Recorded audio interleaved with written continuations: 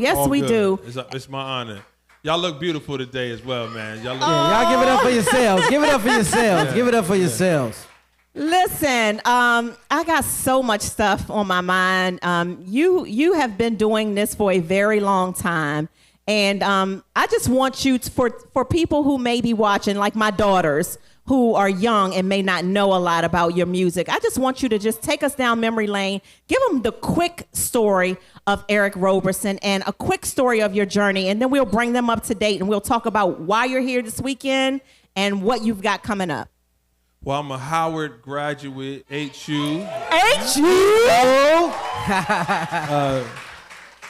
I got signed to Warner Brothers my sophomore year. I put out a song called The Moon that did quite well at the time. Went back and finished college, got in the business as a songwriter, producer, wrote songs for a ton of people from Jill Scott, the Music Soul Child, Carl Thomas, Will Down and Will Smith, a whole bunch of people. But wait. Stop right. Don't go. You can't just speed past that. Yeah. Did you? He put the pen to pad for all of these hit makers, right? Yeah. That make you a hit maker. Well, thank you. Yeah, Thank you. for sure. All right, let's go. And in the year 2001, I started my own label and started releasing records on my own. I'm just now releasing my 18th album in 25 years. Yeah! Give it up. It's hard to do 2 albums. Man. He got 18. I've been blessed, man. So, and just honored to be here, man. Honored to still be doing it and still feeling good about it. Wow. So you went to HU. So a lot of people say that you're from this area. Can you tell us where you're from?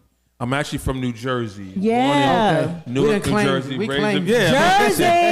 I spent a lot of time, here, even after I graduated as well. So, DC's like a second home for me. So we love it. We love you here. We appreciate We appreciate you so much. So you're here in town this weekend. You're performing 2 nights at the Birchmere, right? Yeah. Saturday and Sunday. I believe the Saturday show is sold out completely, though, y'all.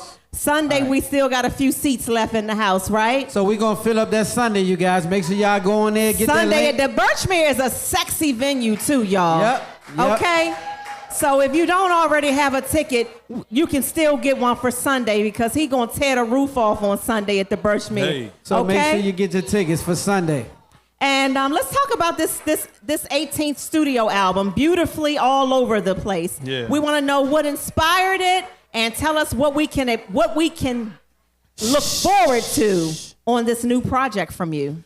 If I'm being really transparent, what inspired it, I really never stopped doing music. I'm constantly working like all the time. And then life and the music kind of tells me when I'm on an album. But if I'm being real transparent, my father got sick about 2.5 years ago. And it got really, really tough in the house. Anybody knows I'm in an interesting period where we got to raise our kids and our parents at the same time. There you go. Or should I say take care, not raise, take care of our kids and take care of our parents. But I would tell you, I went down to the studio one day and it was really tough because the doctors weren't really helpful. Everything was really tough. And I went down to the studio and I was either going to break the keyboards or play them. Like that's how frustrated I was. And I ended up playing it and I did a song that night that kind of helped me get through that personal storm that night. And I just kept working and the songs really were helpful. I recorded over 100 songs in the last 2 years. And 10 of them went on this album, you know. Y'all give it up for that. Y'all give it up. Over 100 songs. Yeah, so the album is beautiful all over the place because, that's really, and I tell you, first of all, my dad is doing better. He's not 100%, but he's doing better. Praise God for that. And keep him in your prayers, keep the family as well. But I will tell you that it's, it was the darkest period and the happiest period of my life. So it's like, I've been telling everybody I'm fragile, but I'm present. You know what I mean? Yeah, I like that. And I like that. And I'm man enough to be transparent about that, you know. So I've laughed more, I've cried more. I feel like I'm making the best music I could possibly make right now, and just really trying to help and share. And hopefully, the songs will make you dance or get you out the cloud that you might be in, and just all aspects. There's a little something for everything. That's why it's beautifully all over the place. Beautifully all over the place. So I want to ask you, because you named some big artists that you've written songs for. Yeah. Where did you get the inspiration to write for not just you, but for other people? Well, early on, when I was just a songwriter producer, like we might spend a whole week just saying, all right, we writing for Mary J. Blige. Well, we had a meeting or anything, and we just, just write for that. Or this week we writing for Chris Brown, or this week we're writing for Usher. That's just to keep ourselves motivated. Yeah. And also kind of like the same way we would study the stock market. I knew of Anthony Hamilton before he ever came out. I knew of Lettucey before. I knew of all these. We studied them. We were constantly writing to just be ahead of the curve. But then as I started really in the business, people started coming to me because I wrote a certain kind of song, But what I would tell you is that when I'm working on an artist, we're working with an artist, I'm trying to give them the best song I could possibly. There's never been a time that I wrote a song for somebody and wish I took it back or wanted it back. Like if I wrote a song for you, that's your song, that's your moment, So it's been an honor to be attached to certain people's records. I don't always write necessarily the like the first single. I mean, I've had those, but I love writing the, let's say Merry-Go-Round for Music Soul Child, where it wasn't a single or previous Cats for Music, but that's a song that he sings at every show, even 20-something years later. Yes. It's still a song that's a staple, yeah. It's a definite classic. Yeah. Wow. One of our viewers just sent a question, Eric, for you. They want you to talk a little bit about the work you've done with Fred Hammond. So I'm in a group. It's been a while. We're actually celebrating the 10th anniversary of this album called United Tenors with Fred Hammond, Dave Hollister, and Brian Courtney Wilson. And we did an album about 10 years ago. And I'm ready for Fred. Whenever Fred's ready to work again, I'm definitely down. But I started writing because of commission. The Gospel Commission is one of my favorite.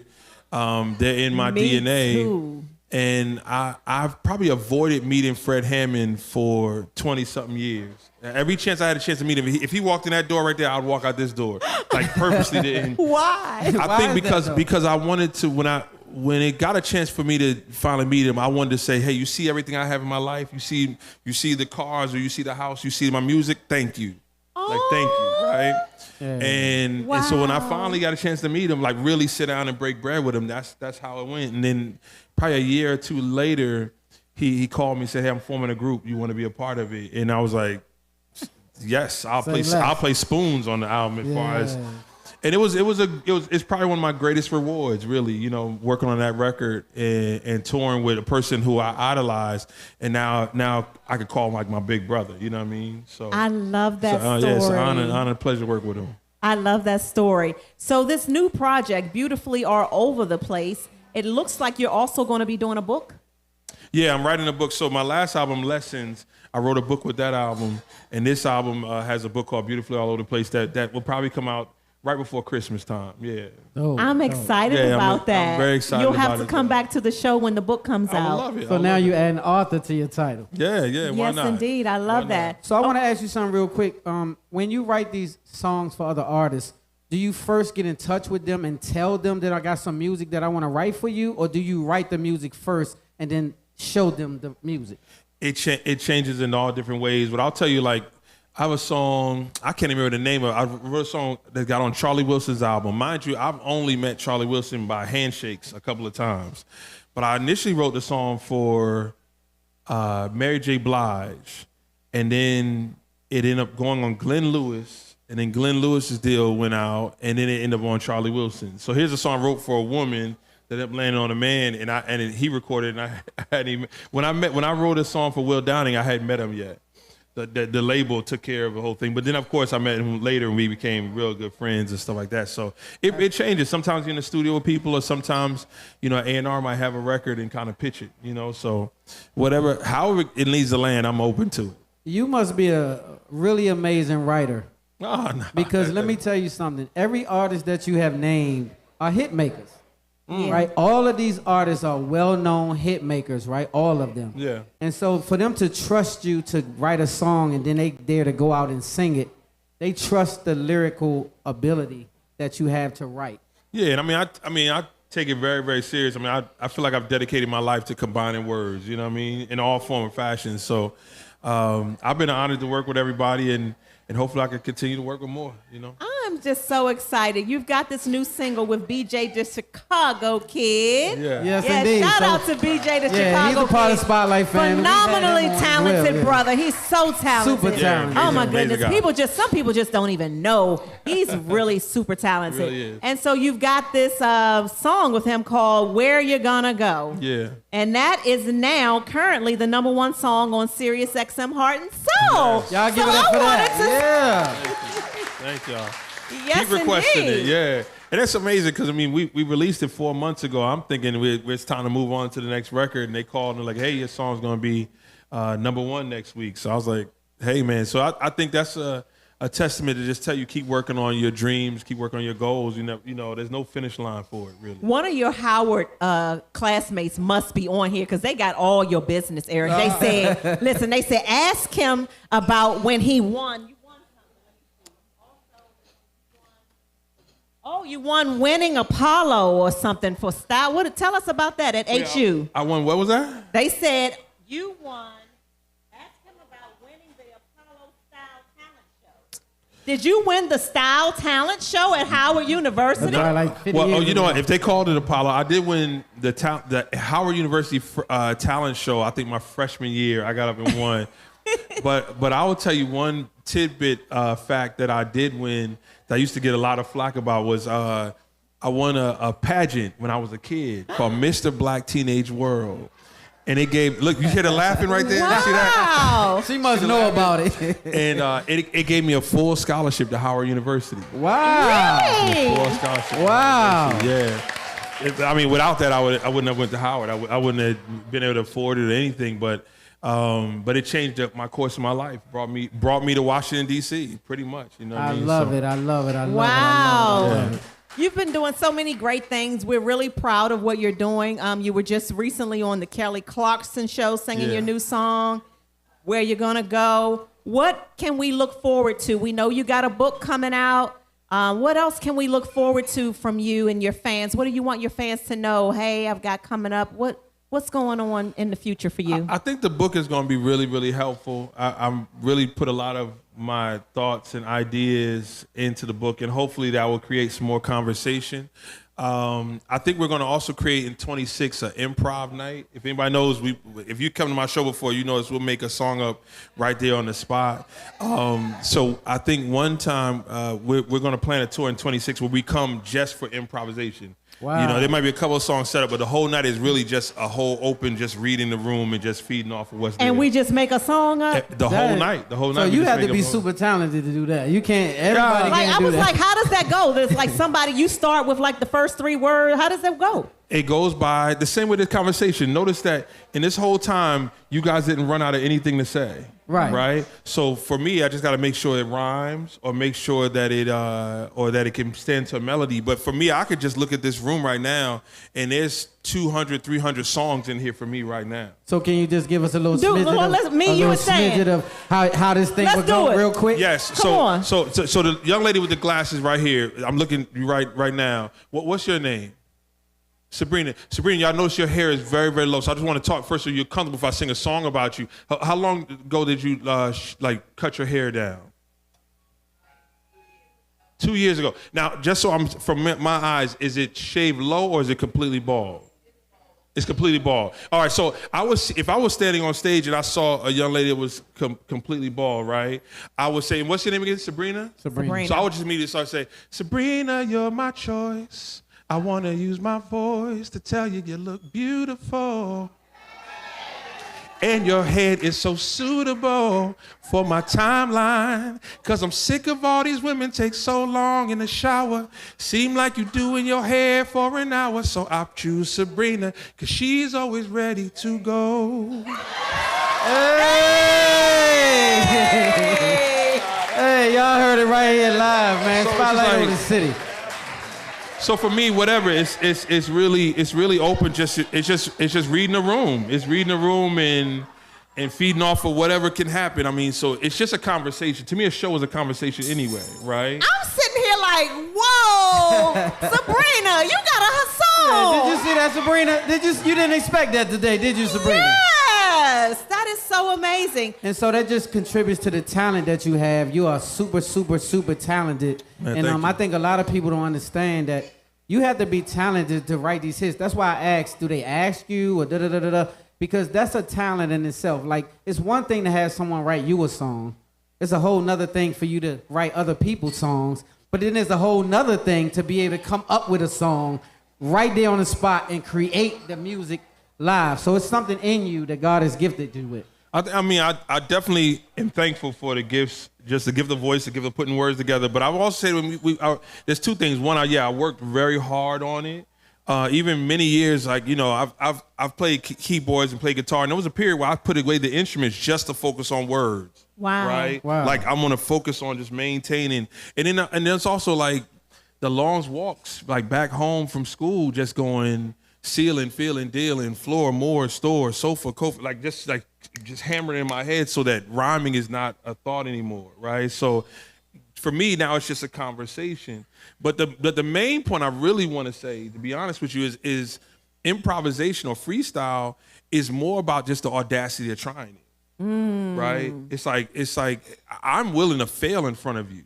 Like, I'm willing to. Like, that's the goal, for the chance that it might work, for the chance that we might make magic, for the chance that when I see Sabrina 20 years from now, she's like, remember that time you wrote a song about, you know, so for me, that's what it's all about. And I think really for whatever it is, whether it's cooking, whether like somebody's cooking, they reach in their pantry like, I shouldn't put sugar in this, but I'm gonna put sugar in this, or something, whatever. It's like really trusting your instincts, trusting those natural nudges that happen in your life, and really go forward with it. The most important word in my life is completion. Yes, It's indeed. completion, right? So respectfully, Saturday and Sunday, we're gonna sing the songs that worked. But I completed a lot of stuff that doesn't work, right? So it's like we completed stuff that works and keep going. But I don't worry about what doesn't work. I love this. So this is just a question from me. A lot of times I always wonder, you know, you're a family man. Did you pass your talents down to any of your, like, has any one of your kids got what you got? They're all, the studio's there, the camera's there. I don't necessarily force feed it, but they're all into it. Really? They're all in musicals. They're all doing different stuff. And even on the album, there's a song called Over You, Under You that my 9-year-old who was here, which I did that song probably a year ago, he came into the studio that day. I'm rocking. I'm creating a beat and stuff like that. And he comes in and he wants to play. So I was like, all right, listen, man, I'm not one to kick my kids out of the studio. So I put him on the keyboard. So the bass line on the song that's on the album that you will hear is him playing it.